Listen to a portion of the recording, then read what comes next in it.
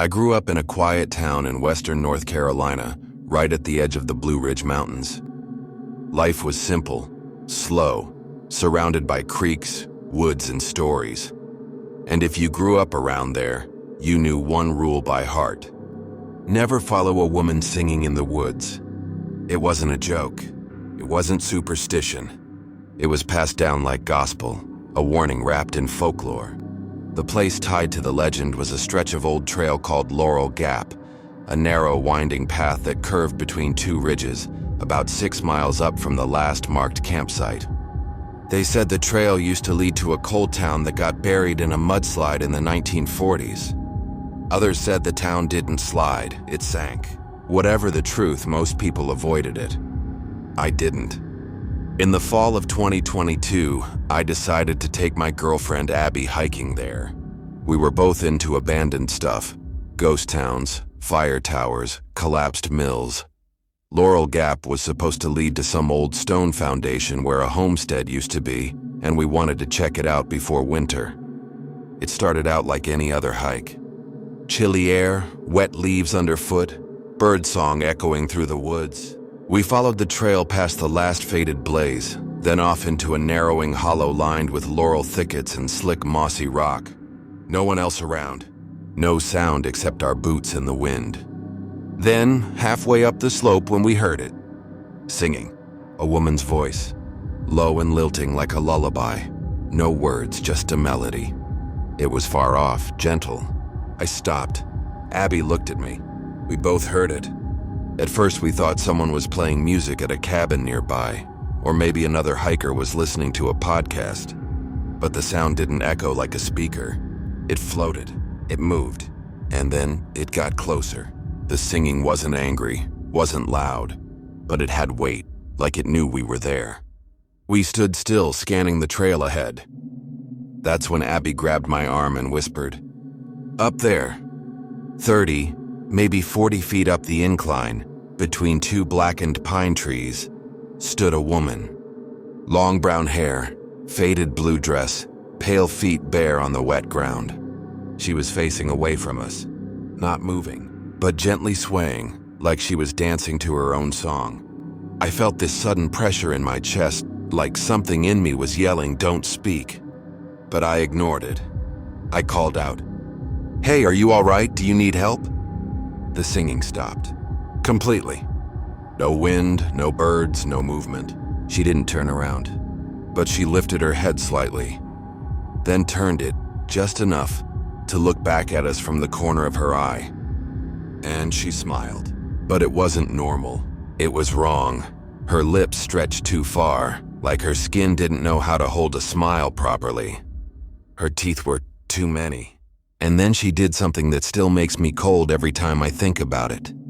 She raised her hand slowly and waved, just once, then took a step into the hillside, not around it, into it, like she was smoke.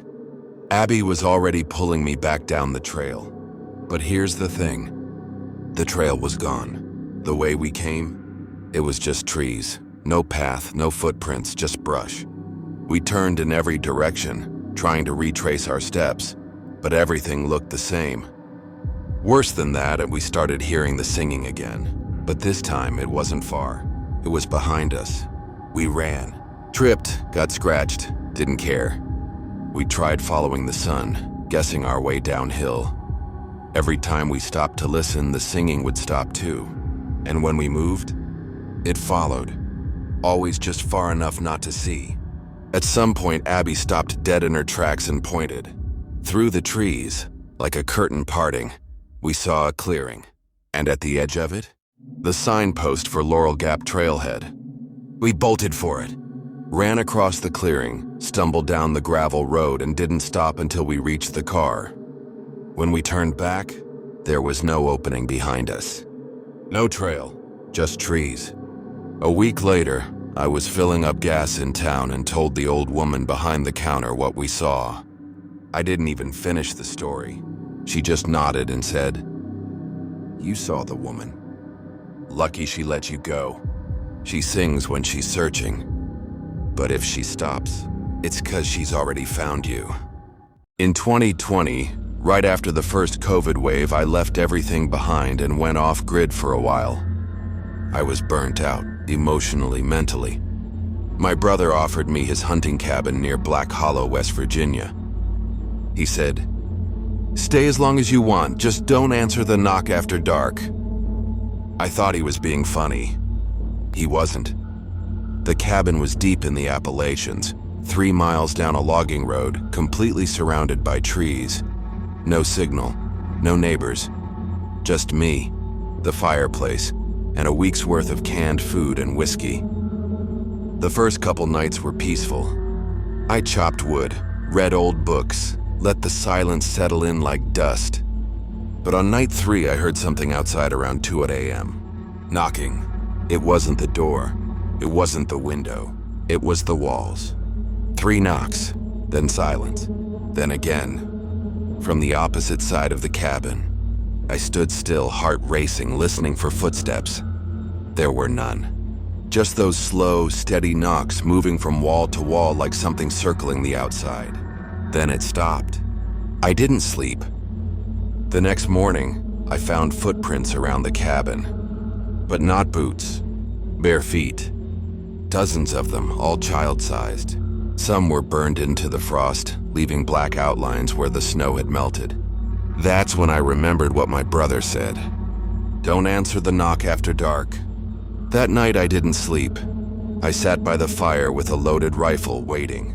Sure enough, just after 1 a.m. came the knocking. This time it was harder, more deliberate.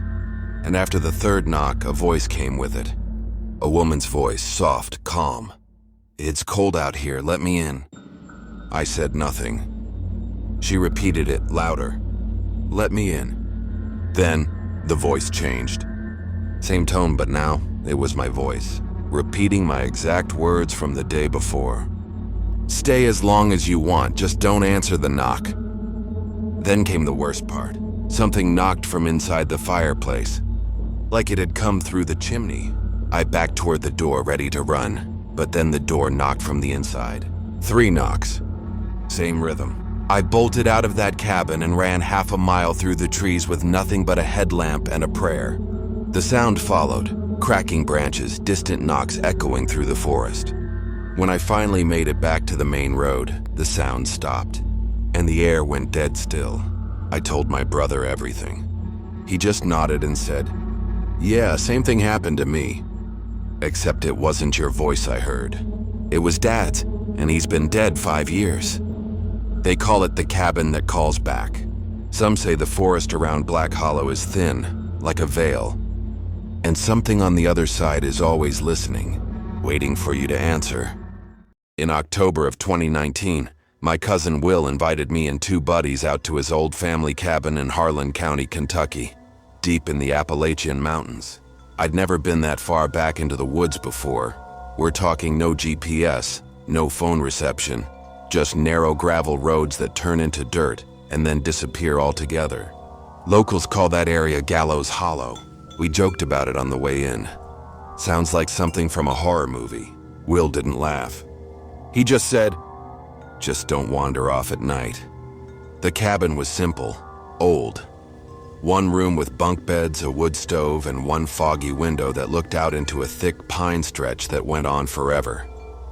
There were no neighbors, no power lines, no lights, just us and the hollow. The first night, things felt normal. We played cards, made a fire, drank some bourbon Will brought from town. Around midnight, we turned in. The forest outside was so quiet it made your ears ring. But sometime around 2 a.m. I woke up, and I couldn't figure out why. No sound, no wind. Then, just as I was drifting back off, I heard it. A faint, slow whistle. 3 notes. High, low, high. Wee woo wee. At first I thought it was an owl, but it repeated. Same rhythm, exact same pitch. Wee woo wee. Still faint, still far. I sat up in my bunk and saw Will already sitting at the window. He was pale, eyes wide. He motioned for me to come over quietly. When I got to the window, I whispered, "What is that?" He said, "Don't speak, don't react. If you hear it up close, don't move. Don't even breathe loud. He said his grandfather told him stories about it. The Whistler of the Hollow.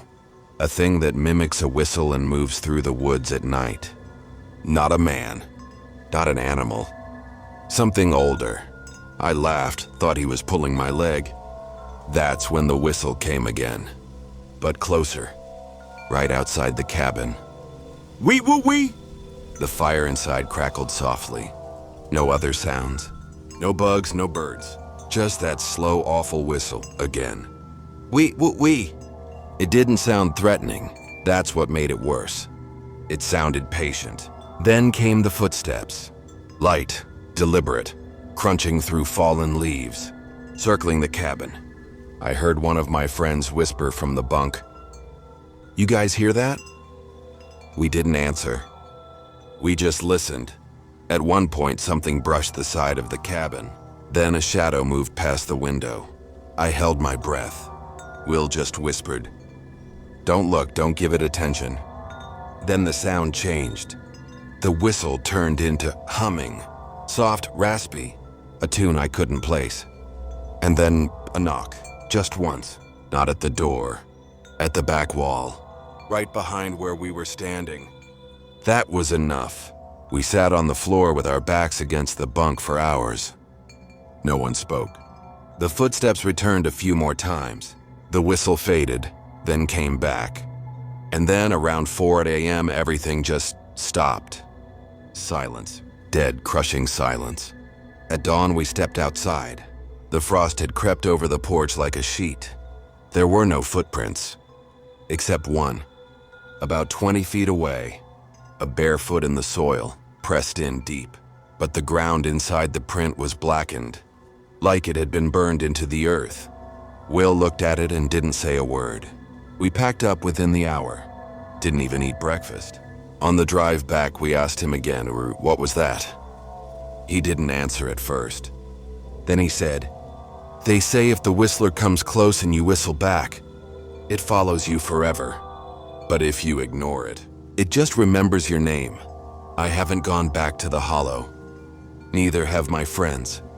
Because some things in those mountains don't want to hurt you right away.